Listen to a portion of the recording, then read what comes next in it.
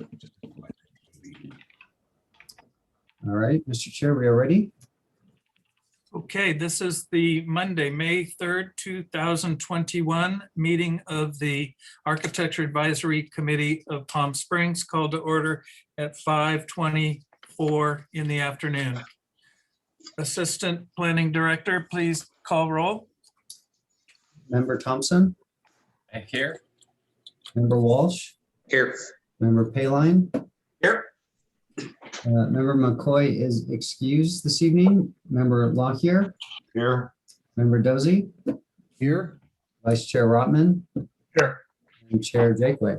Here, We have a quorum. thank you. May we have a staff report on the posting of the agenda? Yes, Mr. Chair, the agenda was posted on Thursday, April 29th. Our meeting has been posted in accordance with state law. Thank you. Does anybody on the committee have any revisions to the agenda? Seeing none, do we have a motion to approve the agenda? I'll make a motion to approve the agenda. Mr. Dorsey, do we have a second?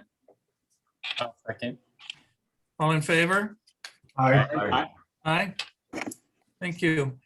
Since this is a public meeting, audience members are permitted to comment on any issue that is not within this committee's purview, that is within this committee's purview. Comments on an item appearing on tonight's agenda are made at the time that that item is presented. If anybody in the waiting room would like to speak on an item not on today's agenda, please let us know now.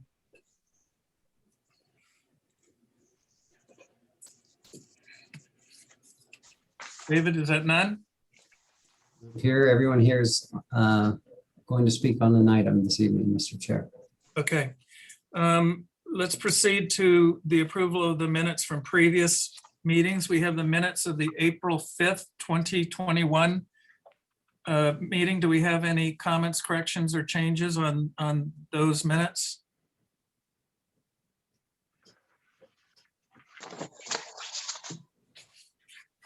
Seeing none, we'll move to the minutes of the April 19, 2021 meeting. Do we have any comments or changes or additions to those minutes?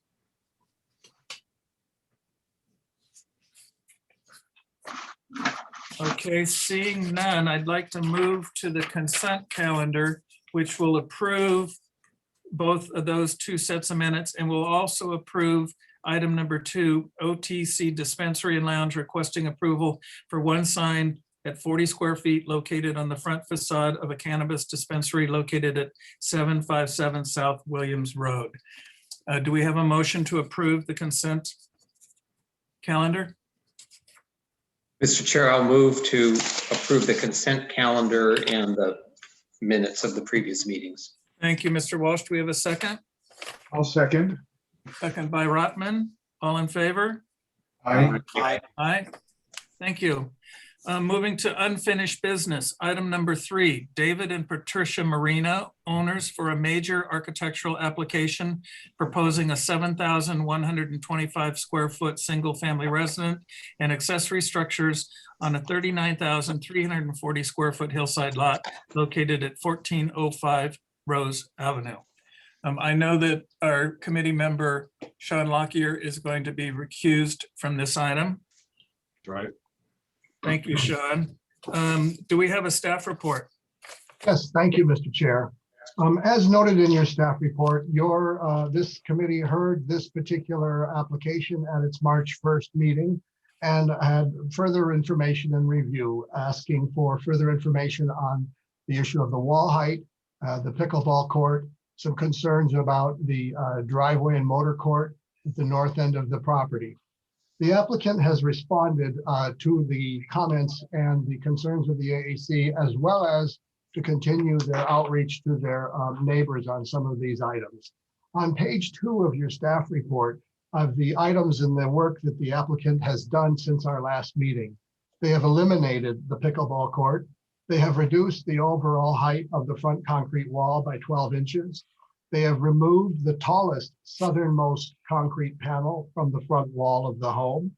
They've eliminated the circular driveway, reducing the area of the driveway and the motor court.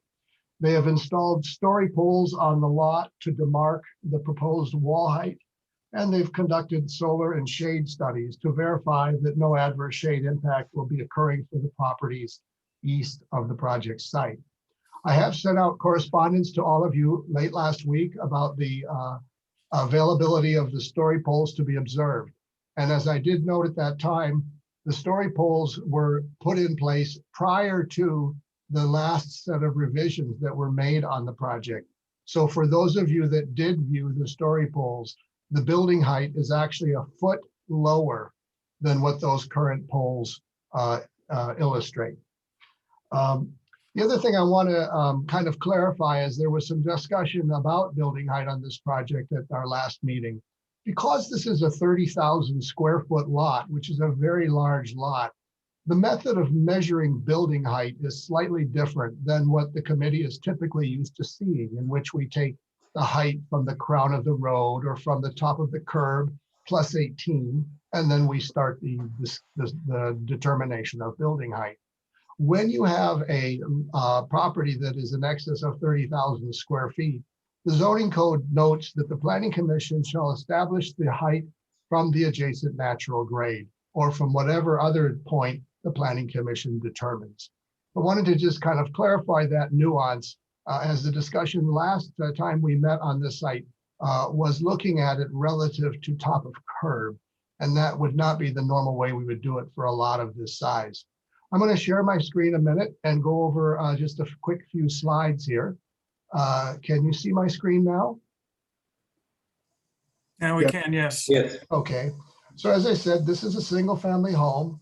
This is the changes, and these are in your packet as well. So I'm kind of summarizing what you already have in your packet and your staff report. So the pickleball court on the southern end of the site was removed, and in its place are a series of trees and other rocks and naturalized landscaping that you see here.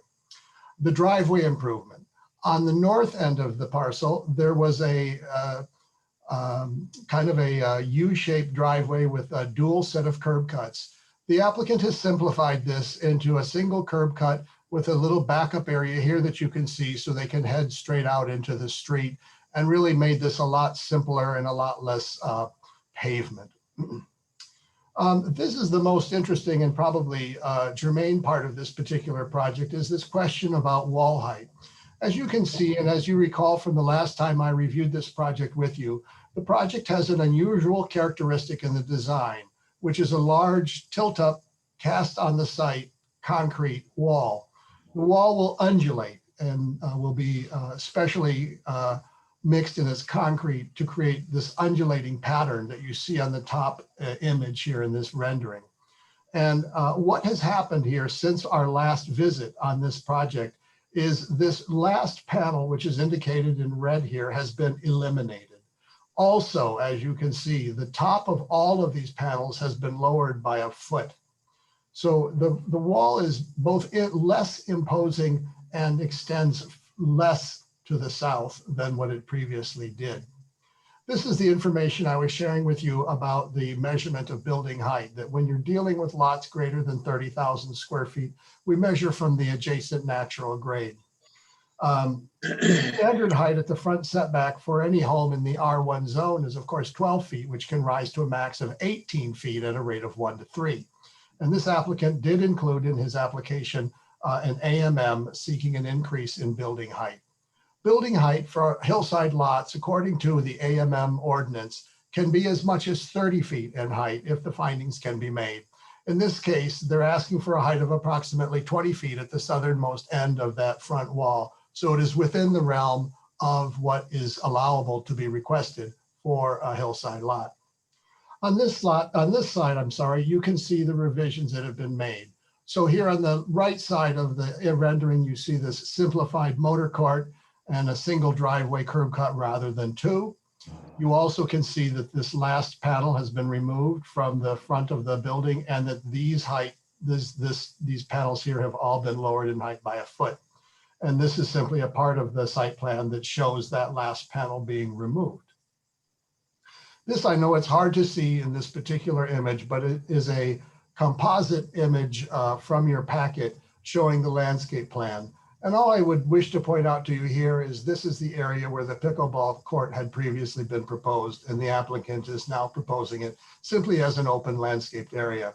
So as you're viewing the site from outside of the privacy gate that's part of this development, you would basically be looking more or less across this part of the site. Here is the color board, which has not changed from the previous submittal. And the applicant and the applicant's architect can further describe that if you have further questions on it.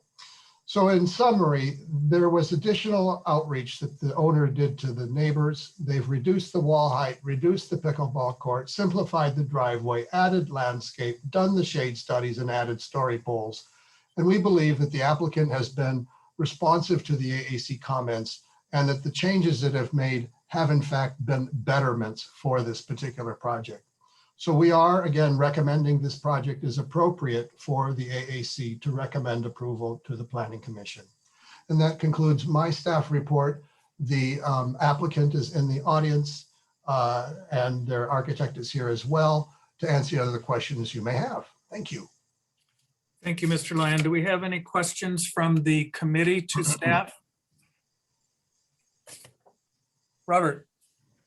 Yeah, Ken, just to clarify, you sent an email out to the committee, and in it you said that the height of the building had been lowered 6 inches from what the story poles were when they were erected. And tonight you said that there were 12 inches. Can you just clarify, is it additional 12. 8 inches? Just 12, okay, My great. apologies on that. Thank you. Any other questions of staff? I have a question. Sure, Tom.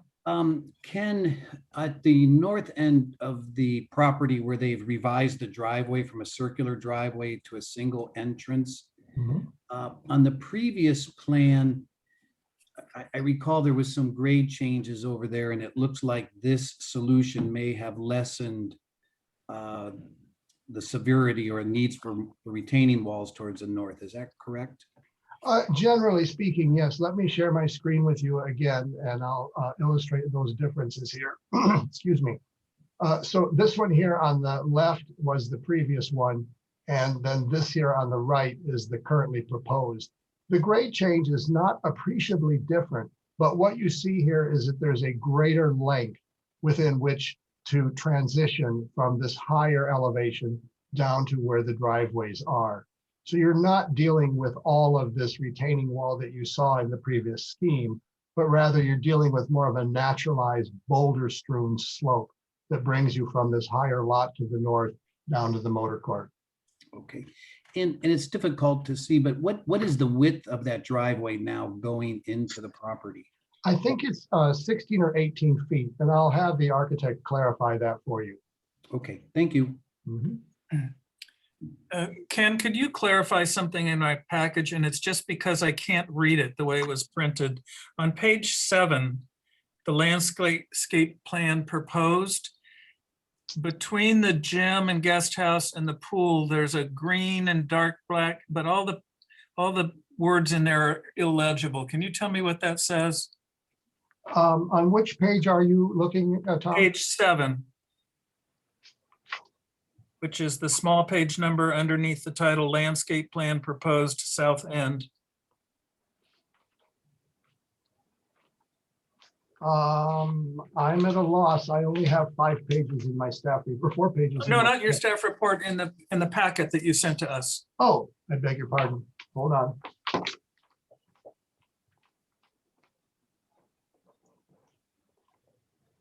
Okay, so on page 7, you said. Yep.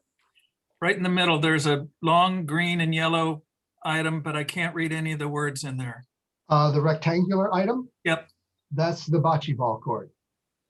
Okay. The one that's in line and parallel with the swimming pool. Yes. Yes, that's the bocce ball court.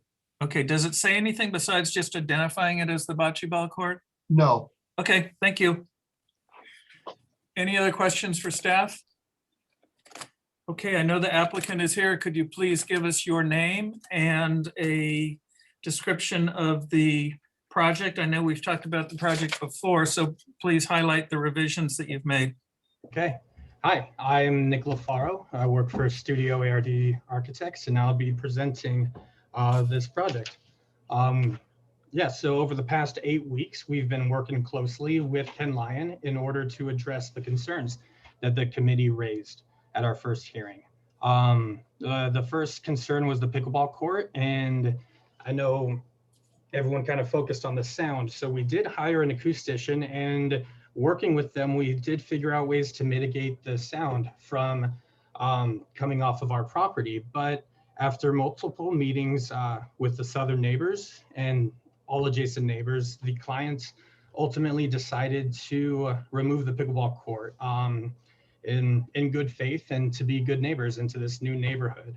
Pickleball is a passion of the homeowners, so that was a difficult decision.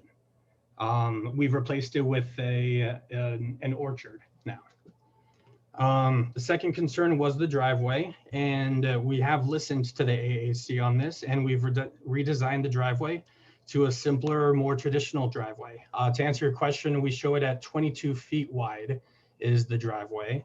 But even with that width, ultimately removing the double entry, it did allow us to pull that north hardscape edge further south, which allowed for more landscape and natural boulder retaining. So Tom, to answer your other question, we were able to heavily reduce and remove that retaining wall that we were proposing originally. A third thing actually that Ken didn't point out was a concern of our southern eave projection on the main house. We re-examined this, and we did bring in that southern eave 12 feet.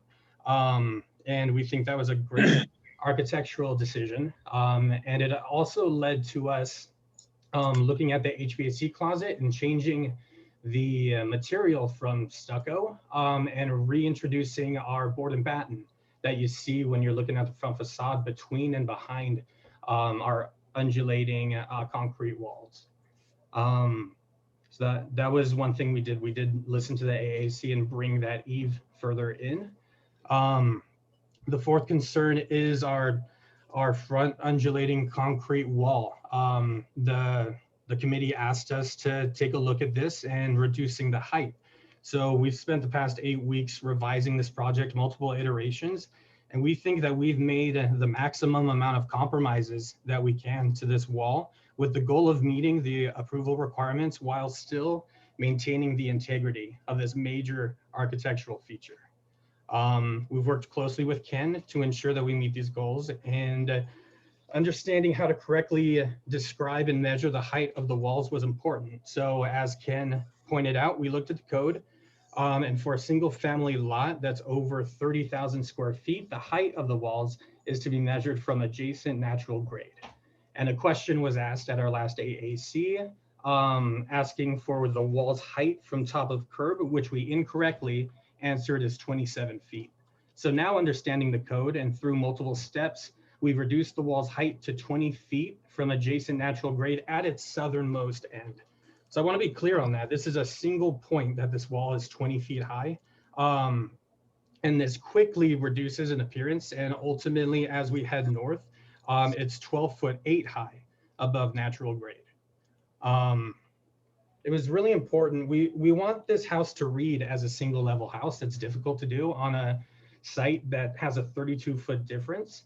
So it is split level on the interior, but it was important to us to make it single level appearing from the exterior.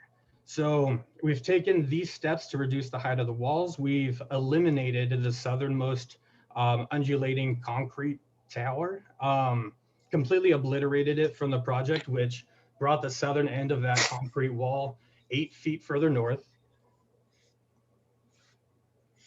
Yep, completely gone, that red last panel. And that also exposed that HVAC closet, which is why we changed that to board and batten again.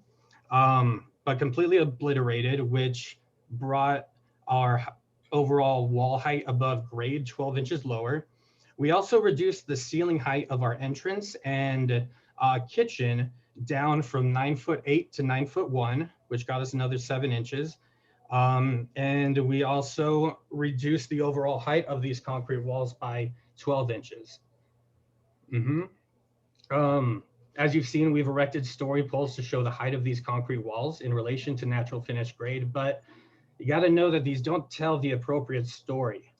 We are building a house and we're designing the landscape. I think we have a proven track record of doing this in these hillside homes where we're softening with landscape. And we will be softening the appearance of these walls through landscape and these boulder pockets that we're creating, reducing the perception of its height. Ultimately, we're going to be raising the grade by about 4 feet or so. So we do feel that there aren't any further steps that can be taken without compromising this beautiful facade that we think is going to be a major architectural project. The clients have reached out to their neighbors, and for the most part, the community is in open support of this project and think that it's going to make the neighborhood that much better. Thank you. Yeah. Do we have questions from the committee to the applicant? Mr. Chair, we might also open it up to anyone else in the on the meeting who would like to speak during public comment. Yes, I'm sorry. Before we do that, do we have audience members who would like to speak on this project? And David, I'll let you bring them in as necessary. I see, looks like Mr. Marino has a comment, and anyone else who would like to speak, you can unmute yourself and or turn on your video. A maximum of 3 minutes per audience member. Great. This is David Marino. Am I allowed to speak now?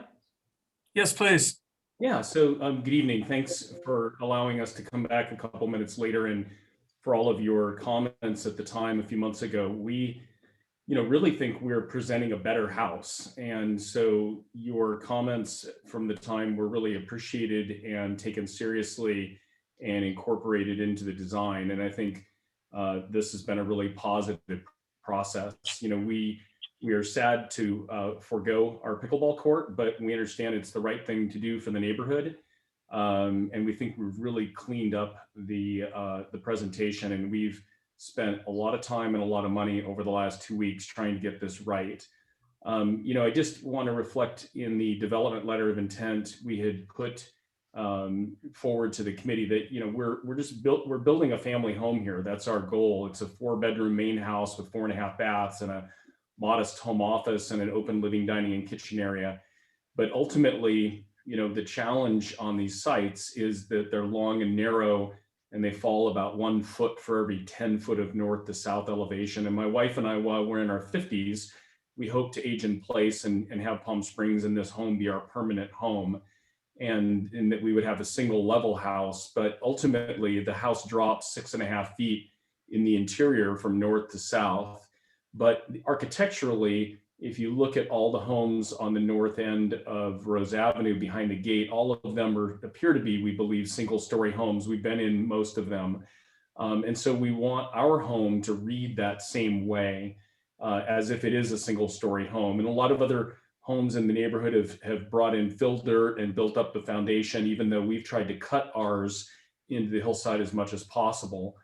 Even the home across the street from us to the southeast is actually a complete 2-story house structure, but we want our home to look really clean and horizontal, and as if it's from the place, if it's from the ground, from the stone, from the desert. But that horizontal plane that Studio AR&D has created with those architectural vertical concrete elements, there's actually a functional purpose to that. It's not just an architectural wall. That is actually the eastern wall of the corridor that serves our kids' bedroom wing and the guest bedroom wing. So they're actually serving a purpose for the home itself. So nobody had really mentioned that, and I thought that was important. But we really believe we're building something iconic that's going to really be beautiful and that we're going to be proud of, and that hopefully it will serve many, many generations to come, and that it fits into the neighborhood nicely. Thank you for your consideration. Thank you, Mr. Marino. Mr. Newell, do we have somebody else? I don't see anyone else requesting to speak, Mr. Chair. Okay, thank you. Now we will go to committee questions to staff. Committee members, any questions of staff?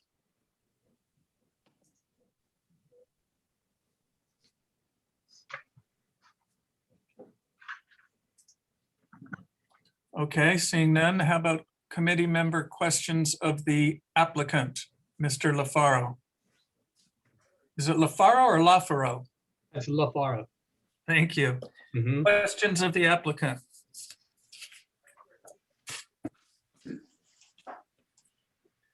I have a, maybe it's more of a comment than a question. You specifically mentioned that your design intent was to make the house look like a one-story house from the street. I don't know that that's an appropriate constraint to put on the design because the street slopes so much. Typically in a hillside, you would see the house stepping up the street, following that terrain. And as you look at the majority of the other houses on the street, the building, the actual house walls aren't necessarily stepping, but all of the retaining walls, planter walls, and walls that are between the house and the street do have that stepping up character to them. And also most of those houses are pushed to the west side of the lot because their pools are on the east side. So we aren't really seeing much of the building other than these stair-stepping walls. I would think that there could be some thought to the undulating concrete walls, having the top of the wall that undulates following the slope of the house as it comes down. The concrete wall that's furthest south looks like it's probably 6 or 7 feet higher than the roof behind it. And that just looks odd to me. So I'd be interested in your feedback to that comment or those comments. So we didn't explore the undulating along the top of the wall. We do have a major step down on the southern southern 6 panels as you step down. And that's not only within the finished floor, but it's also on the roof behind it. So we did play with stepping the top of the concrete walls, and it exposed that this house stepped down on the interior where we didn't want it to expose. And it really exposed this roof element that dropped 4'6", and it was quite unsightly actually when we looked at it. So that was one of the driving forces too for keeping this top of wall the same, is to hide our mechanical dog houses on the other side and to hide these steps in the roof that we didn't want to expose or highlight. See, I would think exposing the steps in the roof are being more honest. They're showing the actual situation that the house is in. It's tough for me to accept the extreme height of the 2 or 3 most southern of the undulating concrete panels. Committee, any other comments or questions of the applicant? Thank you. We'll have some discussion. And you will be able to rebut our discussion when we're complete. Committee members, questions of the applicant? I don't mean that. We already did that. Committee members' discussion about the project. Oh, I'm sorry. I have one question for Nick, if I'm allowed. Sure, please. Nick, when I went and looked at the story poles, it is pretty close to the street. Is there any thought, or is there any way to push the house back further away from the street a little bit so they wouldn't feel like it's such on top of the road? Not without reducing our swimming pool and our rear yard space. That was really important to us. This is an active family, so we're incorporating a bocce ball and a swimming pool, and it was important to keep our rear yard in the size that we show, and also the depth of the walkway as you walk down the guest rooms and the size of the guest rooms. It all kind of drove these walls to the eastern location where they are. That was the only thing I kind of noticed when I drove up there, is it just seemed so monolithic, so close to the street. And when I drove further down the street on the same side, there is a house that's kind of close to the street as well. And it feels just as tall, but it's a much smaller section of that house closer to the road. When you look at these homes too, they're doing what we're proposing. We're going to be adding these boulder walls and boulder pockets to bring up this finished grade and landscape and soften. It's not just boulders in front of there. We're going to have yuccas and Mexican grass trees and medium and high trees to help soften this architectural feature, which we think is quite beautiful. Thank you. Okay, committee discussion. This is Tom Dosey. Tom. And I think, yeah, my concern last time was, the height of those elements and how close they were to the street. And with Mr. Chairman Jakeway's comments, it's interesting when you look at the rear elevation of the home, it feels like it steps more naturally with the grade as discussed versus the street elevation of the home. And I think one of the challenges with this site is that it overlaps where the entry gate is, because I would think had that not been the situation, they may have brought the garage in further on the south end at the lower end of the home. And then, the house would continue up the slope with the living areas. But I think they've made a great improvement by eliminating that end monolithic stone column. And I almost like where the areas now you can see the stepping in the house and more of the linear elevation of it. So I think those were some good comments about, could it even be reinforced more somehow to give that fitting into the natural grade elevation. Thank you. Thank you, Tom. Other committee members? Mr. Chairman. John. I would concur and play off of your initial comments and observations. The facade element, strong as it is, seems rather detached from the reality of what the house has to do to function with respect to the site. And I'm not sure that masking it is necessarily a successful solution, because if we took the concrete block walls down, the poured in place, the tilt up walls down, you would see what the house really does and how it does relate to the grade. So in that is the seed of being able to address what could be observed as a large mass.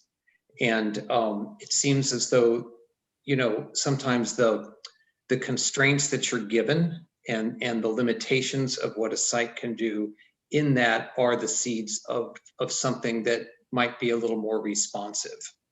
So I pause, when I look at something that is that clean and thick, and yet a whole other thing in terms of the undulation of the site and the elevation that could be a good thing is happening underneath it. Thank you. Thank you, John. I'll go. I think, Yeah, Steve. I think they've addressed most of the concerns that we voiced in the last session. I don't have a problem with the juxtaposition of the walls getting larger as they go down the slope. I think that's kind of a part of the key statement on that. So I'll kind of take a different position there. The one thing I did notice with this the change of the pickleball court to the Grove, which I think is great. The rendered southeast corner kind of shows a very boring straight steel fence along the road. And I think there's an opportunity there to do something a little bit more natural and unique along that street front rather than that standard fence. So I would recommend that they do something to make that a little bit more interesting. That's on page 22 in case you want to see that.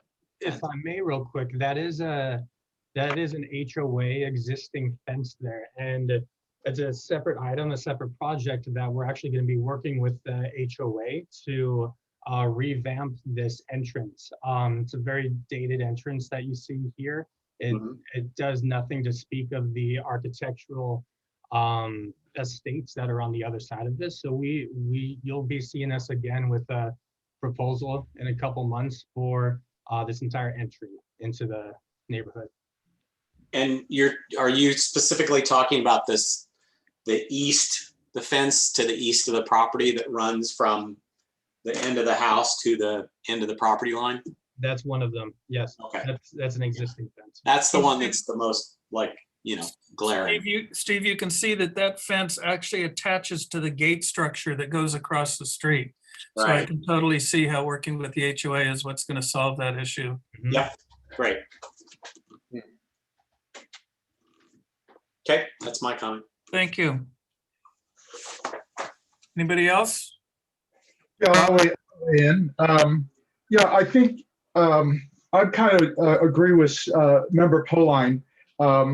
The tilt-up, the cast-in-place concrete panels are such a strong statement. And while I understand about creating an architecture about honesty, I think to cut those panels or have those panels follow the stepping down of the house really compromises the architectural concept and statement of those panels.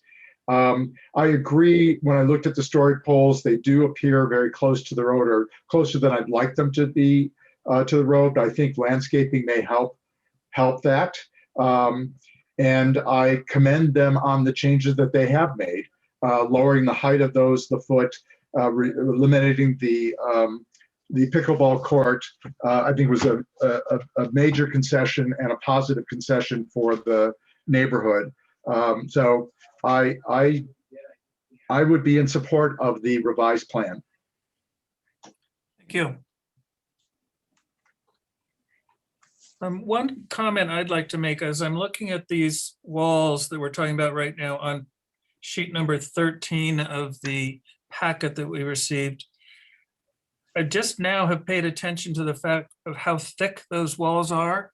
So the building wall that's set back from the street 25 feet, if I'm reading this right, it appears like the concrete wall might only be 20 feet back from the feet. Some of these look like they're 4 to 5 feet thick.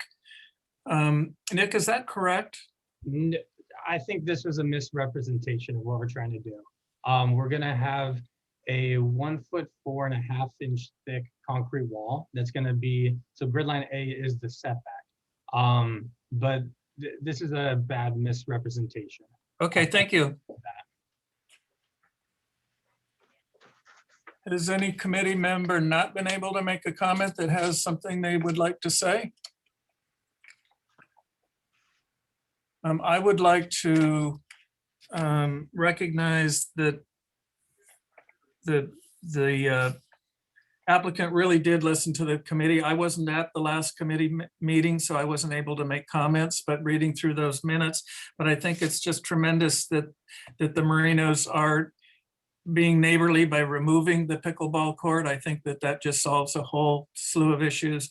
I think the new driveways are a great improvement to just have the one driveway entrance instead of the two up top. I think that the wall, there's definitely positives in both discussions about if it keeps a flat top or if it has a a stair-stepping top. I think that architecturally, this could be a really important building for this town. It's very significant. It's very unique. And knowing that it appears the neighbors are in favor of this building makes it much easier for me to accept the fact that the wall is a little taller than I think it should be, but I can understand the concept behind both sets of comments. Any other comments from committee? If not, do we have a motion? I have a comment real quick. Yeah, Dan, take your time. I actually think it's a really nice looking building, and I think it'll add a lot of interest to the city, and especially that part of Rose Avenue. I think it's a great building. I do have a hard time with it being so close to the street, but I get where they're coming from. But I think it's a really interesting property. I'm in full support of it. Okay. I have one additional comment. Tom Dosey, I believe. You know, when they get into the actual construction and grading of the site, they're going to generate a lot of boulders. And so I think if they can integrate, you know, what they're proposing here, and then that area between the monolithic walls and the street, you know, could take on a really great character, you know, with the boulders and the landscaping that could have a dramatic effect along the street frontage. So I've encouraged them that they could do that. Okay. That's what we're gonna do. Do we have a motion? Robert? Yeah, I'll move to approve as with the submitted revisions. I'll second. All in favor? Aye. Aye. Aye. Any opposed? Thank you. Thank Thank you. you very much. Thank you, guys. And thank you, Marinos, for bringing a wonderful project to town. Okay, we're moving on to item number 4, national sign and marketing representing Pilot Flying J for a sign program to establish sign criteria for the multi-tenanted fueling station located at 6605 North Indian Canyon Drive. Do we have a staff report, please? Thank you, Chair. So the AAC reviewed this project on April 19th and had a couple comments. One was that you did not like the signs that were in the window, any kind of graphics. You wanted to eliminate and revise the pylon sign off of the I-10 off-ramp on Garnet. And then the wall graphic, food graphic on the east-facing wall would be split into 2 smaller wall signs, 50 square feet each. So let me share my screen here and we'll go over just a brief presentation. Are you able to see that? Yes. Great, okay. If it's gonna move for me. There we go. So this is the pilot aerial photograph showing Garnet Avenue and Indian. As you know, the travel center is services long haul trucks and passengers cars that have the fueling station in the front and also the truck fueling in the rear. We've already seen this, but I want to point out that the letter I is the pylon sign that they are proposing, which is a new sign, which we discussed last time. So this is an elevation of the front. You'll notice that the food graphic has been split, divided into 2 signs. That was a recommendation of the AAC. There's a better, closer graphic. They're 98 square feet, well, together 98 square feet. So they're under what the AAC had requested, under 50 square feet each. We discussed the pylon sign at the west point of the property. They did not eliminate, however, they lowered it to 14 feet 3. So this will have the pilot sign in the main tenet and then the fuel pricing, which is a requirement for these types of signs. So I wanted to mention that the pilot monument sign is 600 some feet from the corner of the lot, where if you go back to the aerial, the current monument sign is here at the corner. And when the property was developed, at the time, the off-ramps were not coming off of the I-10 to the west. They were coming off of the ramp here, which this is an older aerial, and you'll see that this ramp is no longer here. Now, eastbound traffic exit onto Garnett, and then on comes to Indian. So at the time, they did not contemplate adding a monument sign here on the west end of the property.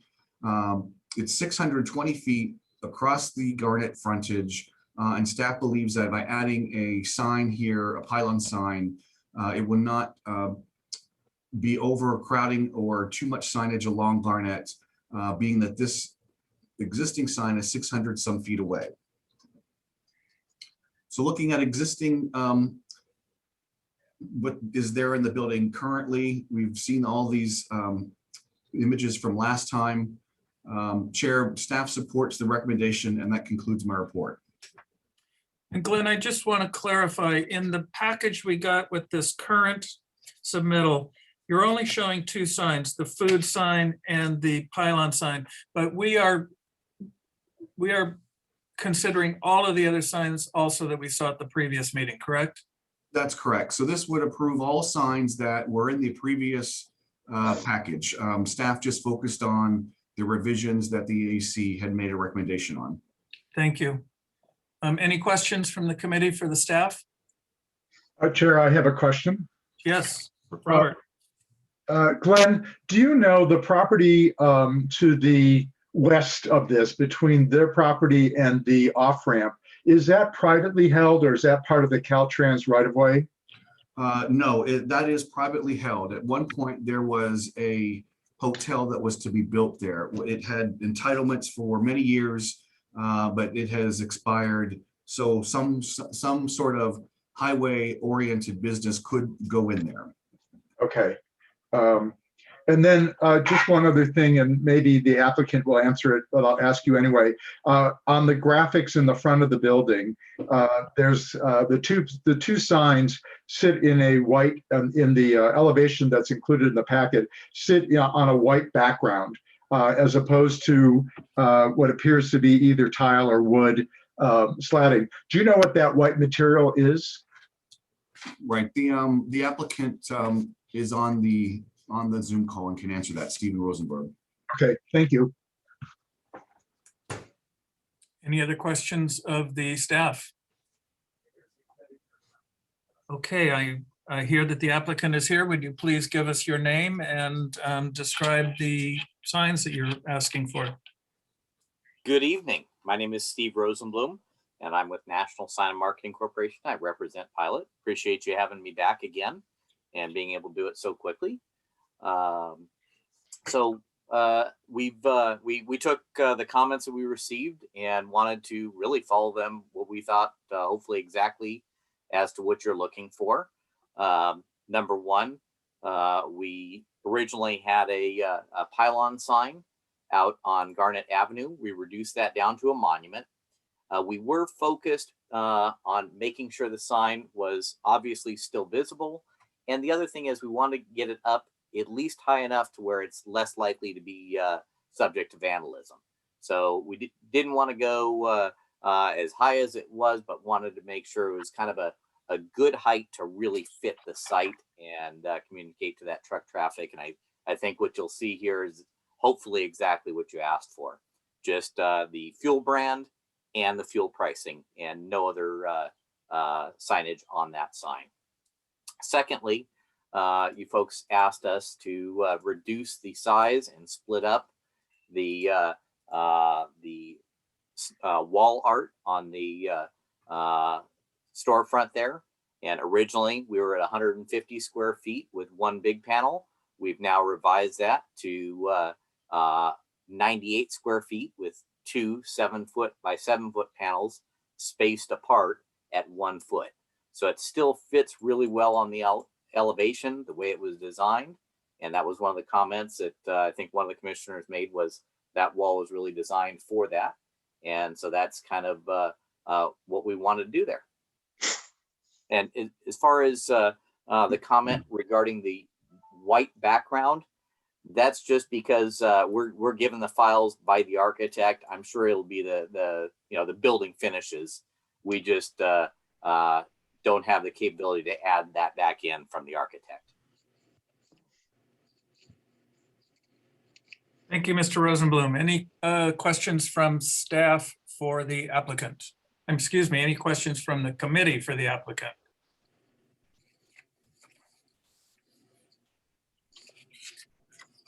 Okay, thank you. Comments from the committee? Excuse me, wait, are there public comments from the audience on this item? Mr. Knoll, do you have anybody in the waiting room that you know of? Nope, no one's requested to speak. Okay, so now we will go ahead for committee discussion.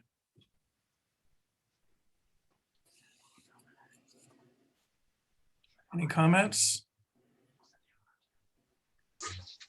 I think they listened well to our comments. I didn't realize that the off-ramp that was shown on the old aerial no longer exists and is replaced by an off-ramp that's much further south or west, I guess that might be. So I can see the need for the sign. However, I do feel that nobody's going to see it till they've already pulled off the road. So I think most truckers probably know that this facility is here. But with the 680 plus or minus foot separation between this corner of the property and the other corner of the property, I think it's appropriate to have this sign. I mean, this property could have been cut in half and then two different businesses would have each had a sign like this. So I can support this. Robert. Yeah, I would agree with you, Chair Jakeway. The only stipulation I would make is that we make sure that on the front wall art, that in fact it is, that whatever that material is on the pop out is consistent and the wall art sits on that there's not another material there. Yeah, so you're saying the background material which appears as board or tile would be consistent behind those wall art signs? Yeah, yeah. Okay. Do we have a motion? I just have one more Yeah, question. sorry, Tom. With the construction of the new monument signs and some of the other improvements, is there, maybe this is more towards staff, any requirement for refurbishing the landscaping as some of these areas will be disturbed? Well, whenever they construct the sign itself, they will disturb the ground and they'll have to replace it. As far as what will be around the sign, it's probably right now is native desert, grass and or dirt and other things. So if the committee would like to have a border around it or have some sort of rock or rubble around the base, that would be a recommendation. The conditions, I mean, are so harsh out there, so you would want something that's going to be practical and sustainable. But I think, and it's something staff, I'm sure, could work with the applicant on, but that it just not be left unfinished. Okay. Okay, do we have a motion? I'll move, Mr. Chairman, to accept with these revisions that were presented. Thank you. And those revisions would be that the wall material behind the wall graphic is consistent and that there be some dressing or finishing of the dirt around the base of the sign, most likely rubble or rocks. Is that correct? That is correct. Okay, do we have a second? Second. Second is in place. All in favor? Aye. Aye. Any opposed? Thank you. Okay, we are on to item number 5. Thank you all and have a wonderful evening. Yes, and thanks for paying attention to our comments last time. Absolutely. Number 5, grit development for a minor architectural application for the construction of a new 7-foot tall wall to enclose an existing courtyard for the construction of a pool area as part of an adaptive reuse of an office retail building to a suite hotel located at 125 East Tockwitz Canyon Way. May we have a staff report, please? Excuse me, Mr. Chairman, I would Yes. like to recuse myself from this item as I have a working relationship with the developer. Thank you, Mr. Dorsey. And Mr. Chair, I too am going to recuse myself. Thank you, Mr. Rotman. We still do have a majority available, so we can proceed. Staff report. Correct. Mr. Chair, we just need to indicate that Mr. Rotman would be recusing as a potential business conflict. Okay, And I should note that that conflict was not, there was no conflict with the previous review of this item. thank you. Okay, now I think we can get to the staff report. Okay, thanks, Chair. So as you mentioned, the AAC, let me get this to move. The AAC reviewed the project on April 5th, 2021, and made the comment and recommendation that the plaza be more open to pedestrians. The wall have penetrations or colonnades with portions of the wall taller for good design elements, that the designs did not maximize or focus on the corner, and then provide some entry into the courtyard itself. So just to remind what staff is using to analyze the project, the city has a downtown urban design plan, and we evaluate these projects based upon certain goals, such as structures placed on the street corners define the street edge, create a visual and pedestrian interest that has a special design feature and detailing. So these are some of the elements that were used to evaluate this project. So just to remind everyone, this is at the corner, the Plaza Las Flores building is at the corner of Indian and Talkowitz, and passes through also to South Palm Canyon Drive. So the actual area that we're looking at is the corner of Indian, North and South Indian and Talkowitz Canyon. Currently, there's a palapa that's there and then a courtyard behind it. Elements of the building include, it's a Spanish style building with arches, colonnades, brickwork, ironwork, and other tile elements that define the building itself. So there are some photographs that show the type of wood, the type of concrete work that is around the windows, some of the arches, the barrel tiles, and the ironwork itself, and some of the windows. These are just to show the AAC currently what is there at the building. Previously, you reviewed the floor plan showing where the proposal for the conversion of the building to a suite hotel. We discussed that at the last meeting, and the applicant talked about how that would operate. So these are just here for a directional or to remind everyone where we were. So once again, the courtyard would be fenced or walled. There'd be a swimming pool with cabanas for the occupants of the new renovated hotel. So when staff went back and talked to the applicant, we asked them to do a traditional wall that used elements of the building that would highlight the corner, but yet provide landscaping and step back so there would be a softer edge as the wall meets the sidewalk. And these are the designs that the applicant has come back with. So it uses some of the elements, some of the archways, the columns, ironwork that would be taken directly from the building itself. So here's another view, 3D version of that corner element here, with using the tiles from the dome of the building itself. So the next option was the architect submitted this design, which we're calling arches, which shows a 6-foot tall wall that is soft masonry, and it has these arch elements with wood colored frames that match the building railings and so forth. So you'll see there are planters that would define the corners and the edges of the sidewalk. 3D rendering, and also another 3D rendering to view the relationship with the street and the inner courtyard. One other thing that the applicant would like the AEC to review, this was not in your packet, but it's here for you today, are repaint of the building. So they want to repaint the building, these different color whites, which are shown on the bottom of this slide, ambient white, crystal cut, a new house white, polar bear, and Polaris white. So they would be using these white trims around the building itself to freshen and lighten up the building. They're also proposing several windows.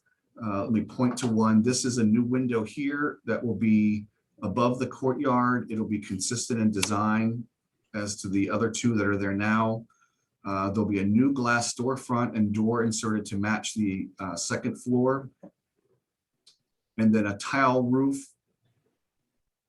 renewed windows to be set and centered on the arches on the first floor below, and they'll be matching themselves. So if you remember, there was comments about when you convert the building into a hotel, what other kind of elements would you need to do? And this is adding these additional windows are requested.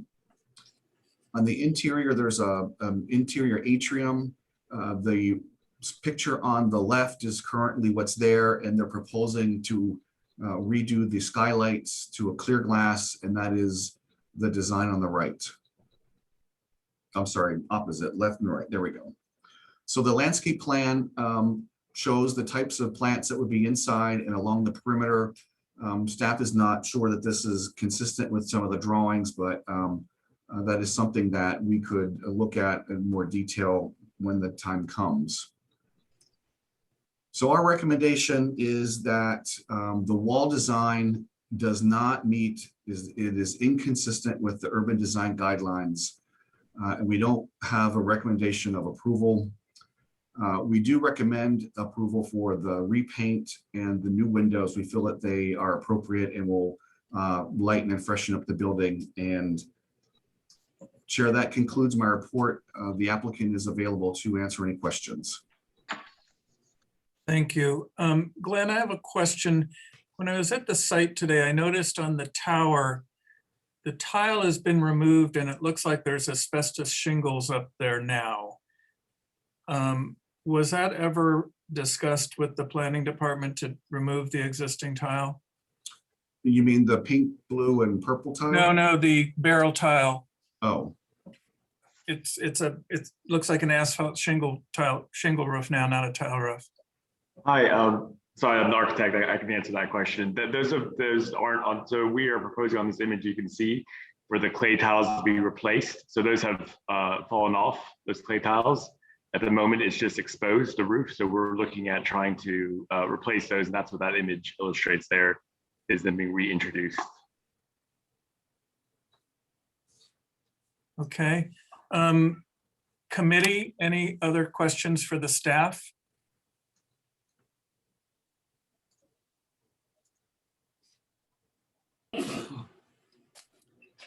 Okay, applicant, please give us your name, and you have 10 minutes to make a presentation. And after we have our discussion, you'll be able to have rebuttal if desired. Great. Hi, everyone. I'm Michael Kapsidis from Kapsidis Architect. I just wanted to start off by saying that I really enjoyed the conversation we had last time. I know there was a lot of different opinions and a lot of people had different ideas about what we should or shouldn't be doing.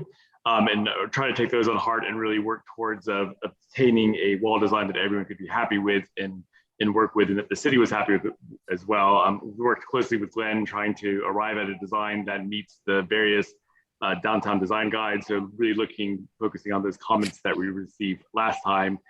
So again, we presented two different ideas. I think there were some kind of, as we presented two ideas last time, there's a lot of different ideas and kind of recommendations about what we should do. So the kind of the clarity of direction might not have been there, but we kind of try to work with that. And I think one thing that really stuck with me was that, is there a fourth way that we hadn't looked at based upon the other kind of things that we had looked at previously? So that's really where the arched wall design came from.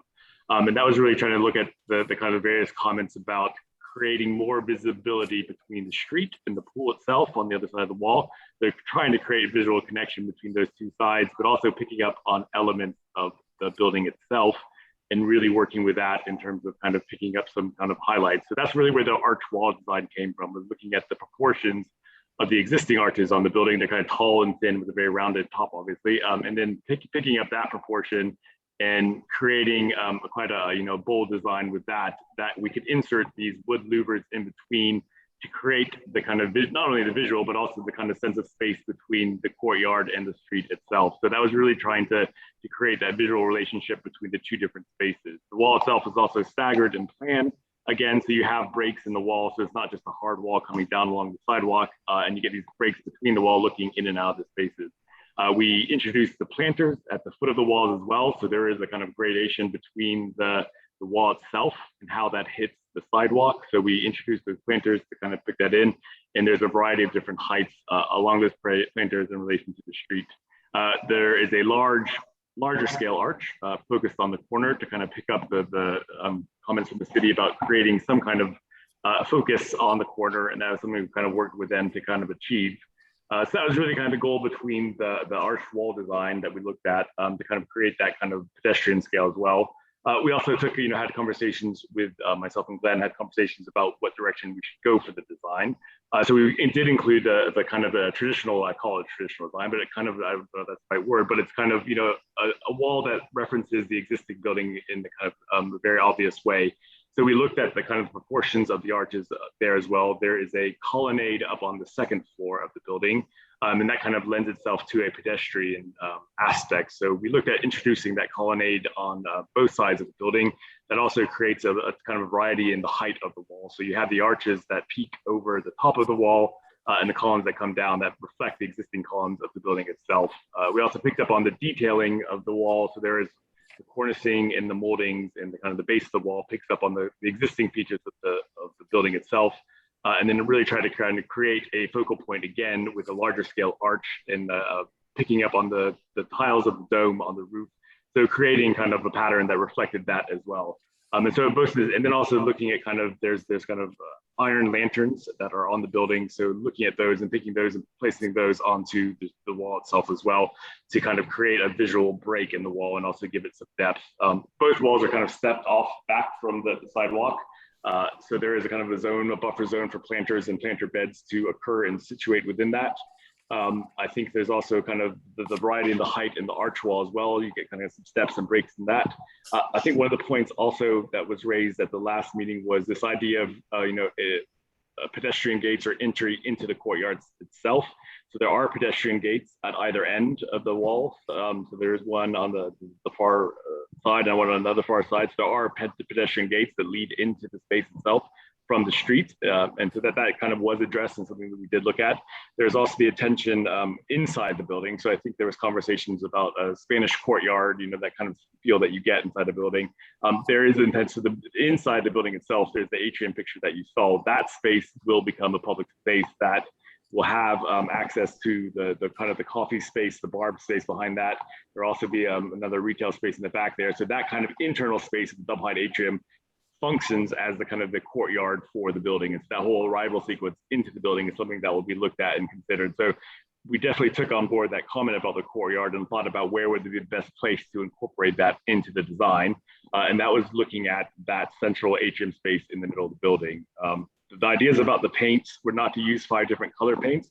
It was more about saying that I think the best solution in picking the paint color is, painting some samples on the building. So I just kind of referenced 5 different colors. So once the construction happens, there will be some samples that are painted on the building to make sure we get the right color and that everyone's happy with the right color. So that was really just saying that we do intend to repaint the building, but there will be an option and kind of investigation about it. Once you start building something, you can kind of start doing samples and kind of doing things like that you get a much better feel for the project itself. The new windows have been introduced, and that's just integrated itself with the bedrooms and the kind of the hotel spaces behind. And then the final one was just that was not about replacing the existing glass with clear glass. The idea is to take off that glass completely, so the roof is opened up to the sky, and that gets natural daylight down into that courtyard that I was talking about, the atrium. There's also units, long head suites facing that internal space as well. So opening up the roof brings some natural daylight into that space and opens it up to the sky as well. So it kind of makes it feel more of an outdoor space than an indoor space. So that was the kind of things we looked at. Like I say, really enjoyed the conversation we had last time. I thought it was really great. And I tried to really work with the comments that we got back and kind of develop two different ideas for design that address both of those comments that we got and the kind of scope of them. And I thought developed something that really kind of works for the building itself, but also relates to the street and also to the pedestrian scale of the project. So that's really what we work with. And I think what we're really trying to do here is, I think also one thing to remind ourselves is that really the goal of the project here is to reinvigorate and bring the building back to life. So that's really kind of the aspect, the goal of the project is thinking about the site as a whole, and what can we do to create a life for this quite difficult building that is landlocked and hidden behind. There's no obvious street frontage. There's no obvious, retail space. So, how do we reinvigorate this building and make it contribute to downtown Palm Springs again? And I think that's really what the goal of the project is and what we're really trying to achieve. And in terms of the design and the scale of things like that, we're open to all sorts of suggestions. I don't think we're set on any one route. We are very happy to take on board all considerations and really work with everyone to get a design that works, that everyone's happy with. We think the pool on the corner is important for the use of the building. That's where you get sunlight, that's where you get daylight. So, but in terms of the design and the detailing, that's all things that we're happy to have conversations with everyone about and really work with you to achieve that. But I think, it's worth bearing in mind that the goal of the project is to bring this building back to life and have it contribute to downtown Palm Springs in a positive way. So that's the presentation and kind of where we were in terms of the design. So I welcome and look forward to hearing your thoughts and ideas of the project and taking on board any considerations that you might have. Thank you, Michael. Yep. We're going to have comments from the audience in just a minute, but I have a question for Glenn. I'm very confused about the paint. Have they submitted a plan that shows all the paint colors, where it goes and what it is? Or are we just commenting on a general concept of repainting the building? What's our mission here? Right. So from Michael's presentation, they're offering, these are possible colors. So obviously they need to pin this down before we can. I guess the approach behind that was, in a way that I kind of, have done a lot of project, is to do some paint samples on the building during construction and make a decision while that's happening. It is not, I think the intention was to paint it a color white rather than saying it's going to be this exact white. It was about saying that, this is what we want to achieve. But until you start that process, it's always a decision that you want to make with lots of different things at the same time. So it was more about saying, these are some 5 possibilities of paint samples that we want to go down the route and, have the idea of repainting the building approved, and then the actual selection of the color is something that we can, revisit and have more discussions about. I don't know, the best way of getting that approved, but it might be during construction, or if we need to do some samples on site and have those submitted, then we can do that as well. Okay, thank you, Michael. Now's a moment for public comments from the audience. Mr. Newell, do we have any people in the waiting room to make comments?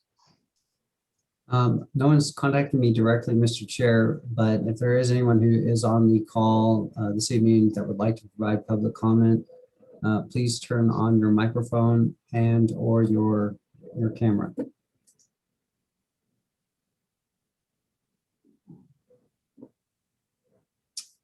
Doesn't appear we have anyone who's going to speak on this item, Mr. Chair. Okay, thank you. Do we have questions now from the committee members for the applicant?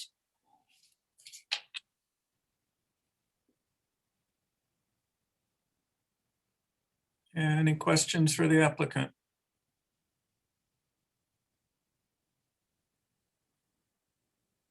Okay, seeing none, let's proceed with our discussion. Comments from the committee?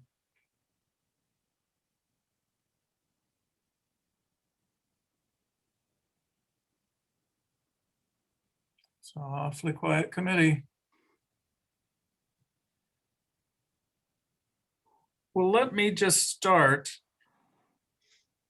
Of the 1, 2, 3, 4, 5, 6 comments that we made that are documented here from the last meeting, I don't think any of them are really met. I mean, they did the second comment of a traditional wall style. I'd say yes, the one design matches that.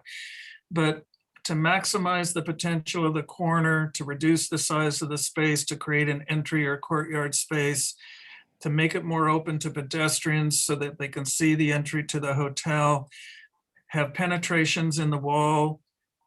None of that's addressed, in my opinion.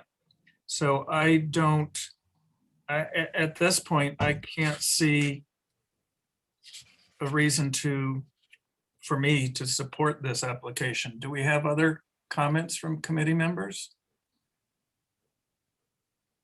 I mean, I think our comment about an outdoor plaza was that it would be kind of a semi-public space. By taking a skylight off on the interior of the building and saying that that's a plaza, I think that's a bit of a stretch.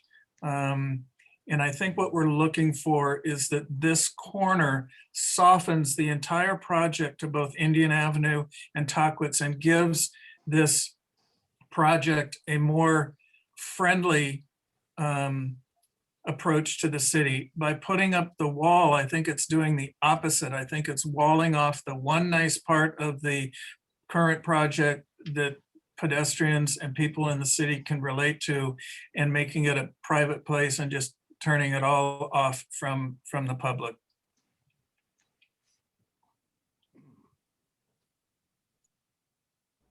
Other comments?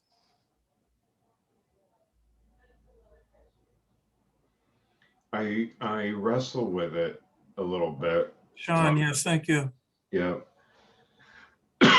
Excuse me, because, you know, part of it has an implied wall now at the very corner with the octagonal bar building that's out there now. And it's the renovation to the building seems like a creative reuse of the building that's there, which I appreciate and commend them for. So I'm not sure that I think the new wall design is a great improvement over what's there, but I don't know that I guess I just wrestle with it. They're trying to create a courtyard out at this for the pool area out on this corner, and I'm not sure that I've got a problem with that. Maybe there could be more undulation in the wall to set it back a little bit further where it currently exists no wall along there. But I don't know. I think from our perspective, the pool is important to the design of the or the success of the hotel or the kind of project itself. So that's kind of an important aspect to the design. Which is a really tough thing. I agree with you there. I think I could see that. Yeah, and I think what we've tried, and I appreciate the comments about trying to create, a plaza or something, along the corner there. And I totally understand and appreciate where you're coming from. I think what we're trying to do is, not have that compromise the pool of the hotel, and kind of, how do you do that? And I think that the kind of the initial design, the first design with the arches, it really, my attempt was to kind of really address that kind of closed off attitude that you're saying that the mall is presenting. And what we're trying to do is kind of say it's not a closed off wall. What we're trying to do is kind of create some visual connection, reduce the scale of it and also break it down. So it's not just, this concrete wall along the sidewalk, but there is planting, there is softening to it. There is a visual connection between the two different spaces that you're relating to different spaces too. So it's really trying to, mitigate that boundary between one space and the other, and try to do it in kind of a creative way. So I think, the kind of, if we were going to put a plaza on the corner there, I don't think that's a successful project, because the reason why I say that is it's a corner that no one's really ever going to go and sit at. There's kind of, the plazas on Palm Canyon Drive are very successful because you have, there's footfall, there's retail, there's all these other things happening. That's not the same condition that we have on the street. This street is, it doesn't have that kind of retail experience that Palm Canyon Drive has. So putting a plaza for people to come and sit out in the sun in or something like that is not going to happen. I really don't see that, perceiving that as being an active space. I mean, it's not going to have that same kind of activity or connection. So you can kind of create benches and create seating areas, but you're just doing it to create seating areas that no one's ever really going to use. I don't see that as being something that's actually going to happen. No one's going to go walk over to that street and sit in a plaza on that corner. They just wouldn't do it. So and I kind of understand the desire to mitigate between the two.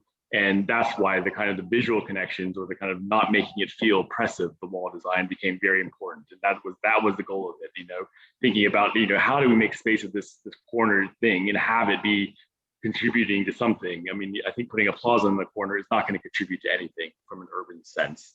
It's not going to contribute to it. And I think what's going to contribute to it is putting a function on that corner that makes that building be a success and operable. And that, in my mind, that is much more important goal than creating a plaza that no one's ever going to use. So I think that, regenerating and refurbishing the whole entire building and using that pool and having it there is kind of very important to it. And then you get to the question is, how do you design a wall that isn't oppressive, that doesn't cut off the building, doesn't cut off it from the street? And that's the kind of conversation, in my mind, that's what makes it a success. Thank you. Committee members, do we have any, Dan? Have you looked at how much sun is actually going to be on that pool based on the way the building's structured and the way the sun sets and the way it comes up?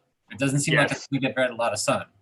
It does. I mean, I'm kind of trying to set the pool as far away from the building as possible, obviously. So there is kind of outdoor dining space and cabanas and kind of landscaping closest to the building, and then we try to set the pool as far away back from that. So that there is sunshine that's going to fall in that pool, and it's going to be more pronounced than you think. So I understand where you're coming from, and that's why we set it away from the building rather than where it's you could put it closer to the building, but like you say, it just didn't shade at that point. Because it seems like a kind of like a conflict of what you're trying to do here. You're trying to put a pool, which is, if I was staying at the hotel and I was going to be laying around the pool, I'd want to have some privacy. And then we're turning around saying we want penetrations through the wall so people can see into the courtyard. Well, I don't know if I was a guest at the hotel that I'd feel comfortable laying out if people could watch me from the street. Yeah, definitely. So I think there's going to be a level of landscaping and all that within the wall as well. So I think, how you design the screens and how you detail that to create that privacy is important, but it's more about the kind of not just having a solid wall at that point. So you're saying that you can put layers of landscaping inside the wall to prevent that overlooking from happening, but it also stops, there is still kind of a visual connection between the two different spaces. That's just not a hard wall. Okay, committee members, any other further comments? And Michael, if we're making more comments, hold your final comments and we can have your rebuttal when everybody's finished. Definitely. Any other committee comments? Yeah, I have the same kind of comment in terms of, to make this project viable, it feels like this is kind of a necessity for this site.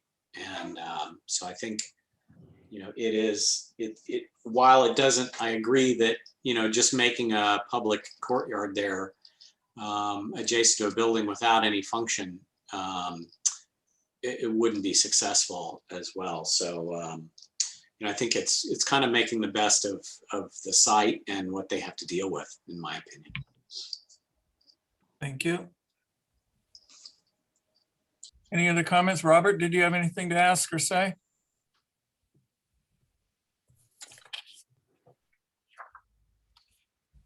Tom Dosey, oh, you're recused. I'm sorry. John?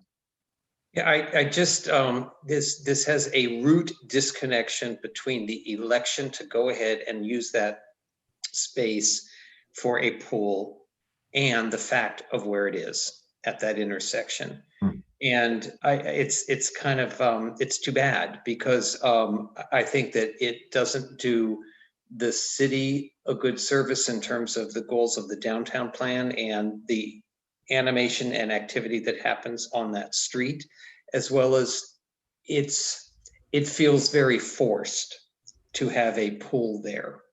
You're conflicted and fighting elements of trying to maintain some level of privacy. I think Dan made a very good point about that.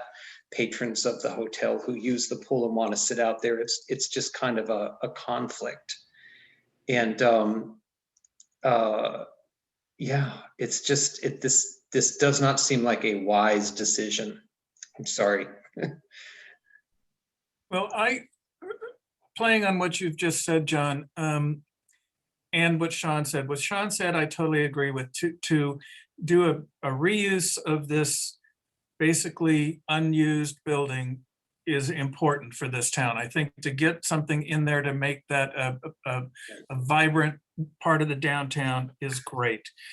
I do, though, want to go back to the comment that was made in our first discussion that this is going to probably be most likely operating as a function of the Rowan Hotel. The check-in will be at the Rowan, the service will be from the Rowan. I think the pool should be at the Rowan. The guests in this building should use that pool at the Rowan, and it's just trying to squeeze something onto this corner that really doesn't belong there. I also think that once the coffee shop in the lobby of this hotel is open, there will be a lot more people that will be in that part of the block that might want to sit in that courtyard or walk through that courtyard. So I just think it's the wrong use for that courtyard when there could very well be a very viable option that the guests here use the pool area at the Rowan.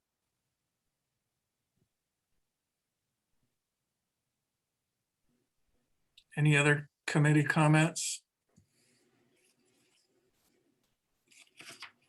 So Chair, you could make a motion to approve. You could make a motion to, and remember this motion is going to the Director of Development Services.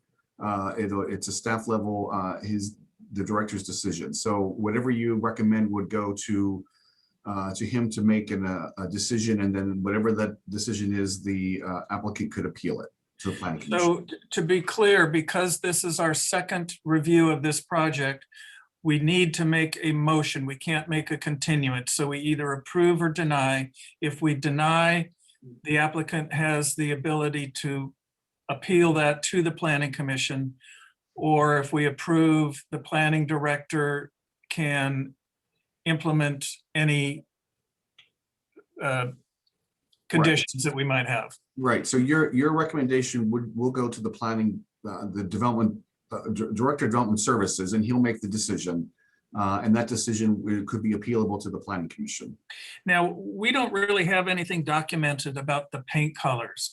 Is that part of our motion, or can we just say that we agree that the building could be repainted, but the exact colors would need to be submitted in the future or approved by staff? Right. That could be one of your recommendations. If you like the palette of colors that they're proposing, you could make a motion that the palette of whites, off-whites could be approved by at staff level. They all seem to be very similar with different shades of grays and other creams. So if you like that color palette, we could make a motion that staff make that decision. If you want to see it back, you could also do that. And the third element was approving the revision of several windows. Right, that's correct. Okay. Okay, do we have a motion?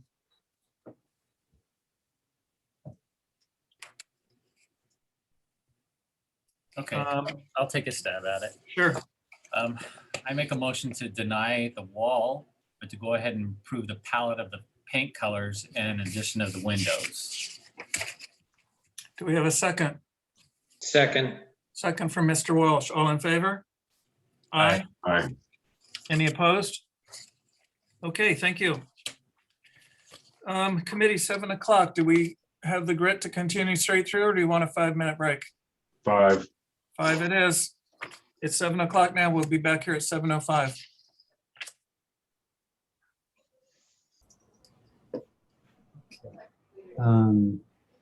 Yeah, if your audio isn't working right now, we can ask Mr. Brotman if he'd take over.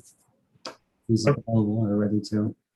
Thank you. I can do that. You may need to help me with the script a little bit, but yeah. Let me know when we're ready to start. I think we are, I think, let's see, make sure we have all of the members back. Okay. I think we're waiting for Mr. Payline. Okay.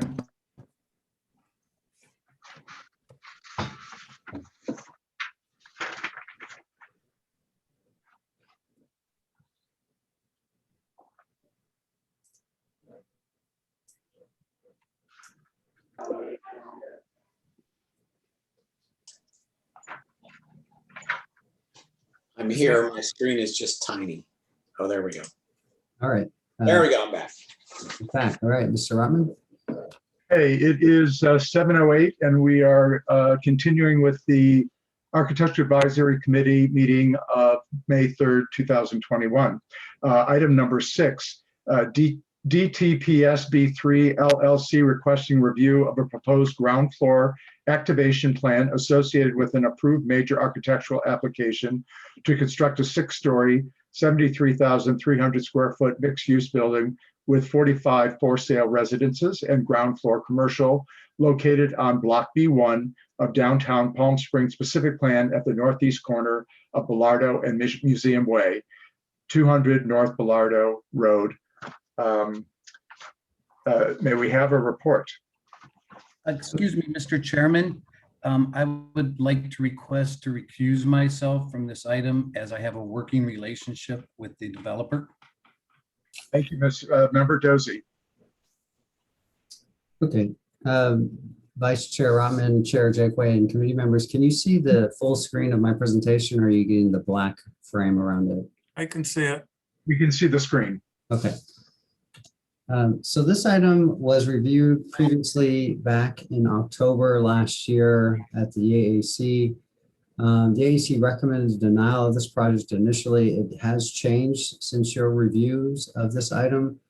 When the Planning Commission reviewed it at a study session, they recommended some comments and made some comments about the project. And then the applicant and developer revised the development, and that was brought back to the Planning Commission, which also recommended denial of that project to the City Council. On January 14th of this year, the City Council did approve the development, and they did impose a condition that the AAC was to review the ground floor activation of the development and an enhancement to the ground floor of the project and the adjacent areas to provide a more lively activity for the development. And so that was a condition that they had proposed. So just to give you some background, this is the project that was reviewed by council in January, and they did approve. This is the ultimate design that was approved. This is the ground floor, which is different from what you saw back in September. It does have retail on Museum Way, which is on the left side of the screen, as well as Andreas Road, which is on the right side of the screen. So the applicant, in response to we'll probably get into that. Here's some photographs of the existing conditions as they are currently. You can see that the sidewalk spaces have been installed with pavers.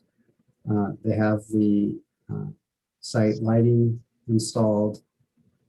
And so you can kind of get a sense of what the current condition is of the project. So if you're looking on Museum Way, the two left photos you see, if you're standing from Bellardo, at least the left photo is if you were standing on Bellardo looking east on Museum Way.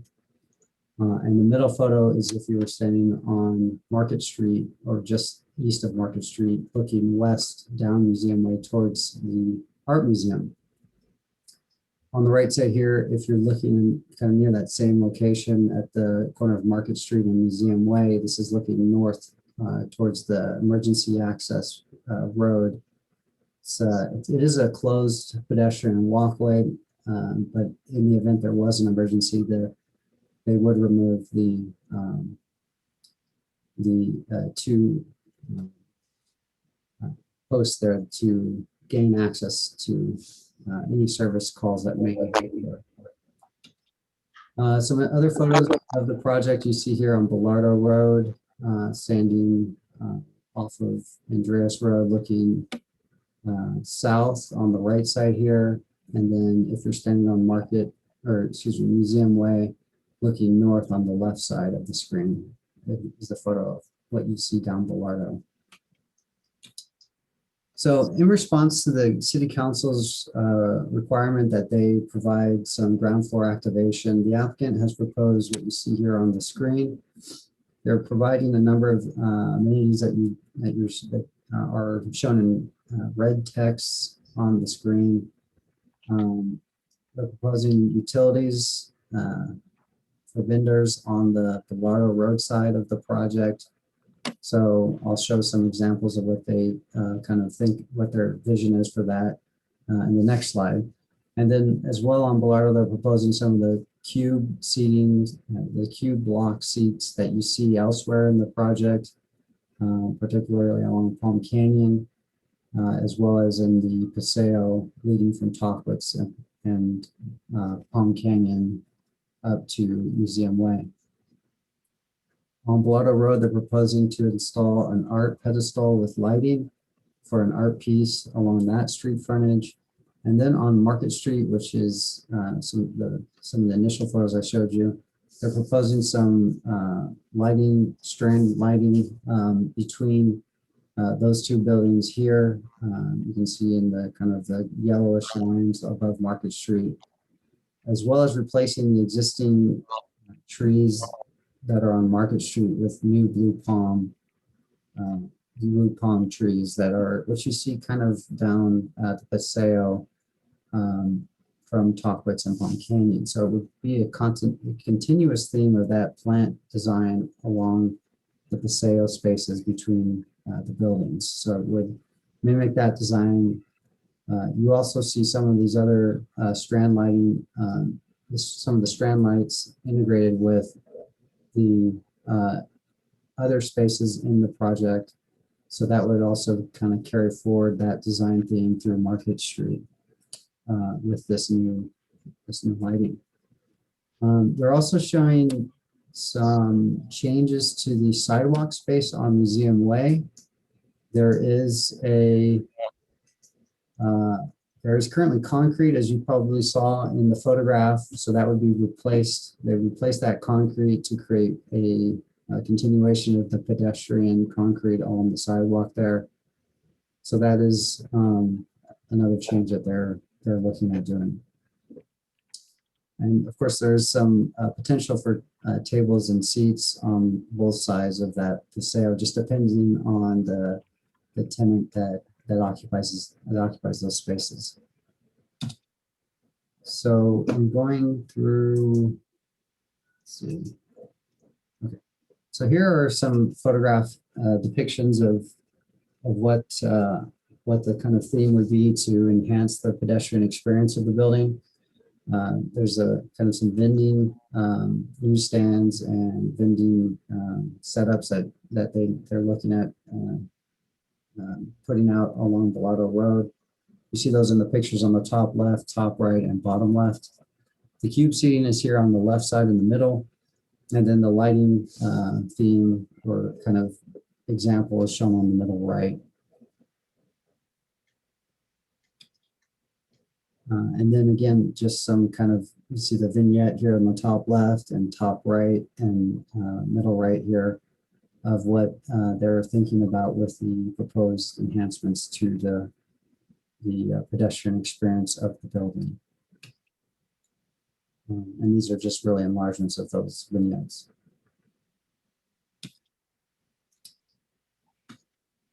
So that really summarizes the changes that they're looking at doing for the project.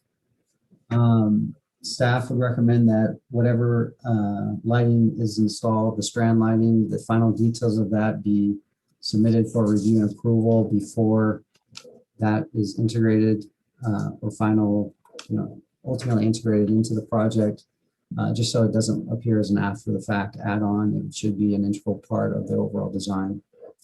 So that concludes my presentation, Mr. Chair, and I'm happy to answer questions. The applicant is also here. Thank you. Does the committee have any questions for staff?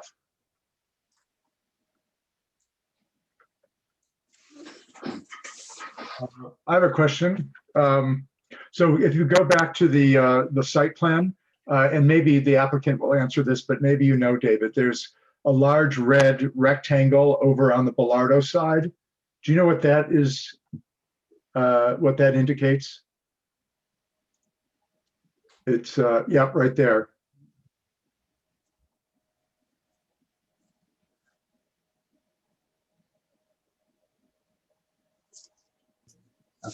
There you go. Now you can hear me. Okay, so my understanding is that is going to be So what you see here on the upper left is what is kind of the concept here on the bottom left image.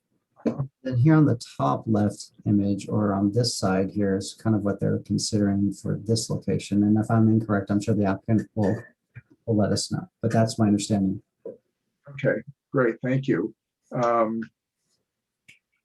Okay, and then I had sent you a couple of questions and you responded that Market Street actually is a closed street to vehicular traffic, which is great. And then I asked about the fire department, and my question relates to the Tivoli lighting and the height of them, and whether with the building, I think is 6 stories along Market Street, is that right?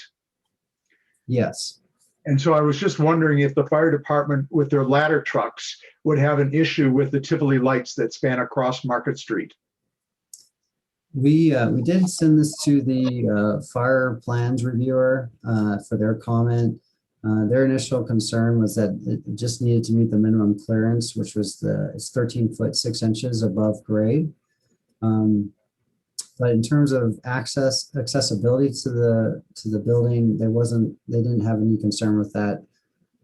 Certainly, if once we get the final design of the light strand, we will ask them if there's any issues with vertical access to the building.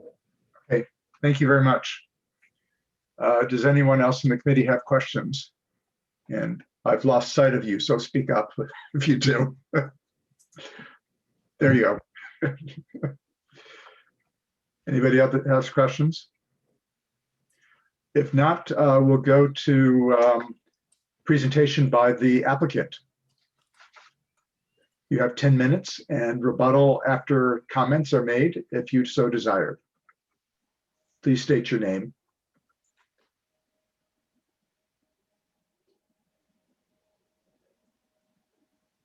Do we have an applicant?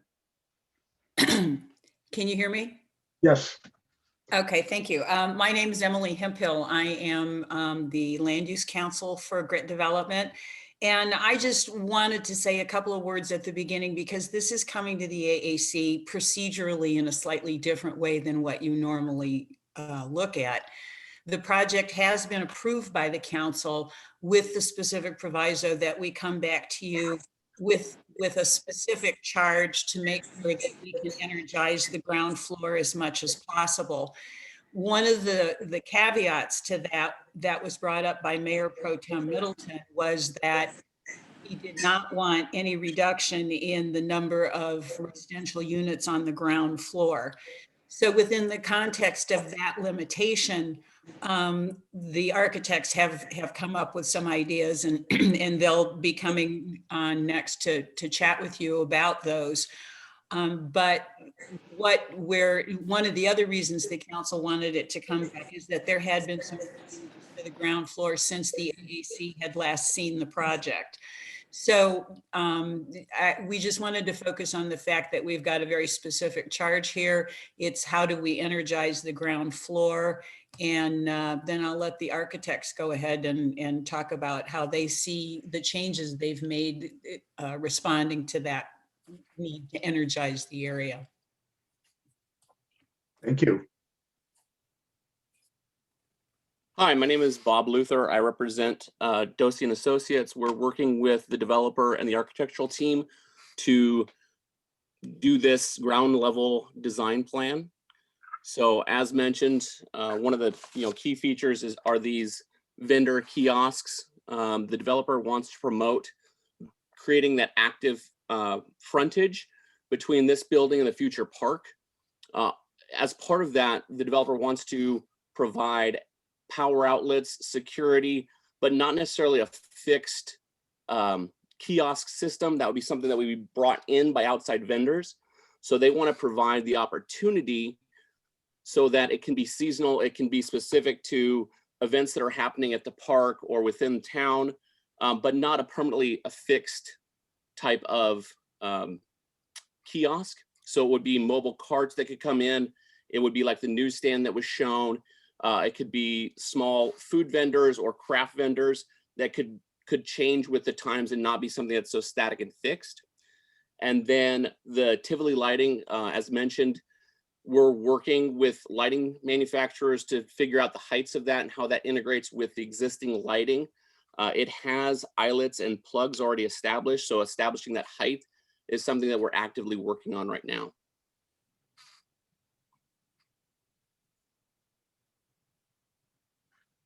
Okay, thank you. Do we have any comments from the public on this?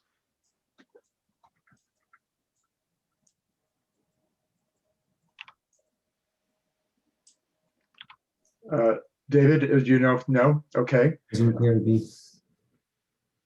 There's a lot of people watching, so I just thought, thought somebody may want to speak. Okay, so now we'll go to questions from the committee to the applicant. Can you hear me, Robert? I can. Okay, I have a question. Where do the carts go at night? Hmm. I mean, you see it all over Europe. Will they have their carts in a storage barn somewhere and roll them out to the piazzas? What's the plan here? If the cart was small enough that it would be removed by the provider, so it would be hooked up and taken away at night and stored in an off facility. If it was a larger cart, there would be lockdown facilities provided so that it could be locked and kind of boarded up in place and then opened up in the morning by whoever is operating those carts. Along Market Street, in the existing planters, there's some nice shade trees that are starting to grow into their own, and you're proposing to replace those with blue palms. I don't understand the reasoning to take away the shade trees from this area and replace them with the shorter blue palms. The building itself is going to create a canyon effect in there, so that's going to provide a lot of shade. The palms are going to be a little bit better pedestrian scale than those shade trees and not going to conflict with the building. I totally get it. You're right. Okay, thank you. Any other questions from the committee?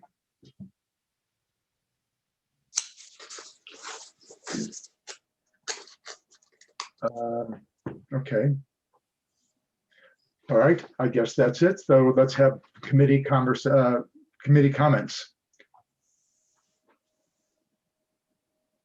Anybody? Well, I think it's a real improvement that along Bellardo, they have taken what had been a little kind of a community room and a gym and make that into one of the more high-end galleries that exists here in the valley. To take the corner unit out at Market Street and make that into commercial space, I think makes total sense. So I think they are making the lower level of the building more usable from people off the site. Along the Bellardo frontage, because of the floor level changes, that the floor level isn't really close to the sidewalk, I think the carts create the capability for something to happen there. My biggest question, I think, is along Market Street, the adjacent building to the east. We're basically looking at the back doors of all of those buildings. I mean, all of those businesses. And if I'm reading the plan right, the lower level units in this new project, the backs of their units face Market Street with no access or windows. So to put this string of lights down a street that to me is kind of a glorified alley, I don't know what that gains for anybody. Mr. Chair, I would just indicate that the applicant will be installing a mural on that wall.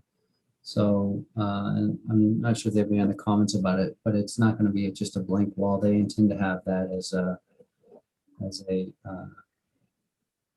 art exhibit. Thank you. Any other comments?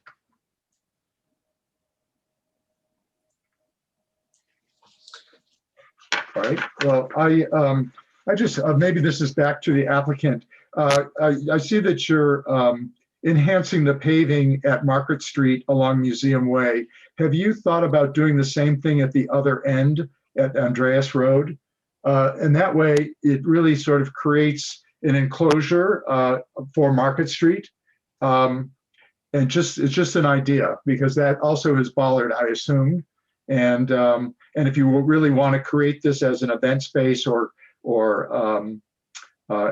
give it a sense of place, I think it might help to actually add the enhanced paving at the other end of Market Street.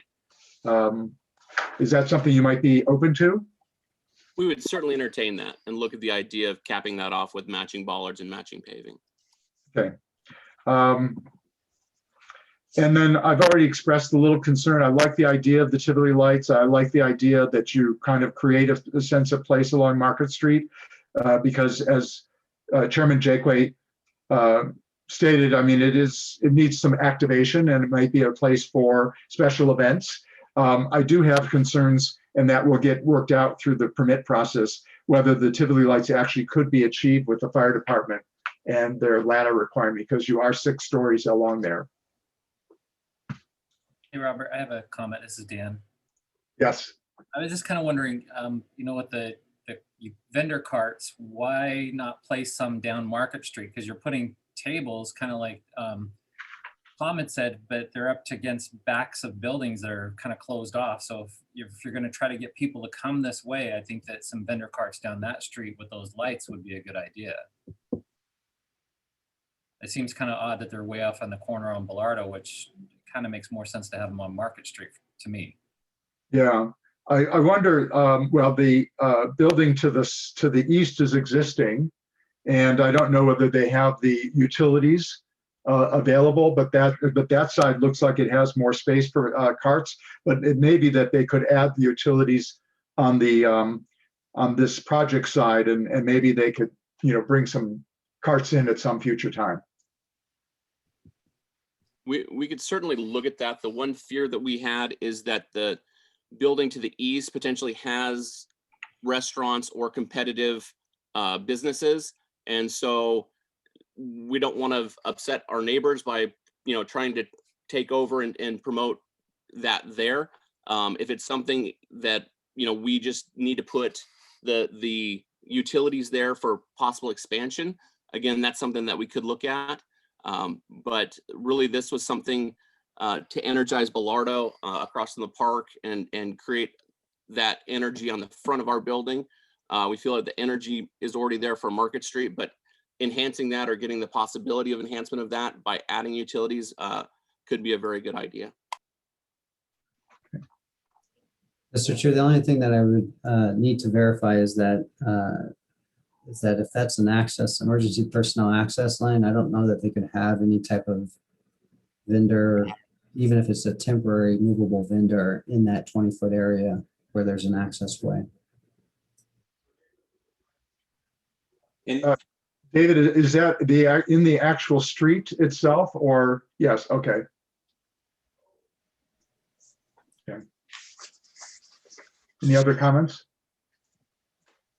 I'll just add, my support, because my biggest problem with the development was the ground floor activation. And I think this is a really great move to make the building feel less ominous on the street level. So very, very well done. Okay. Anyone else? Member Lockyer, anything? Nope, nothing to add. Okay. Do we have a motion? I'd move we accept it as submitted. Can I add the condition to add enhanced paving along Andreas? Yes, please add that to the motion. We have a second. I'll second. All those in favor? Aye. Aye. Thank you very much. That concludes our unfinished business. Is there any new business? No. New business, Mr. Vice Chair. Any committee member comments? Thank you, Robert, for taking over when my microphone didn't want to participate. You sounded a little like you were from outer space. It was quite. All right. Well, that means we will adjourn at 7:33. Thank you very much. Thank you all. Thank you. Thank you. Oh.